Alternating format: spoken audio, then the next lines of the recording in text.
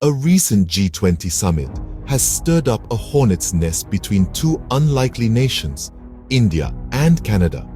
This global gathering, which represents 80% of the world's economic output, was intended to focus on post-pandemic recovery and address global challenges. However, it was overshadowed by geopolitical divisions, including an unexpected tiff between India and Canada. The tension was ignited when Canadian Prime Minister Justin Trudeau was left cooling his heels due to aircraft issues, which resulted in a delayed departure. Relations between India and Canada, already strained over various issues, took a fresh hit at the summit. The Indian Prime Minister, Narendra Modi, refrained from holding a bilateral meeting with Trudeau, choosing instead to express concerns about protests by the Sikh community in Canada on the sidelines of the summit. As Trudeau defended freedom of expression and peaceful protest, he also faced criticism from the Indian side for allegedly promoting secessionism and inciting violence.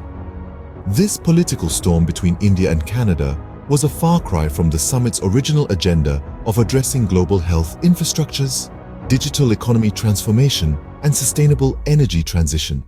This unexpected turn of events at the G20 summit has set the stage for a diplomatic tug-of-war between the two countries. At the heart of this diplomatic debacle lies a series of bilateral issues. The tension between India and Canada has been fueled by a multitude of factors. One major point of contention is Canada's decision to halt discussions on a proposed trade treaty with India. This move has added a layer of complexity to their relationship, further straining the ties between the two nations. In another twist, protests by the Sikh community in Canada have drawn the attention and concern of India. These demonstrations, rooted in a quest for self-expression and peaceful protest, have been met with a mix of apprehension and criticism from the Indian government.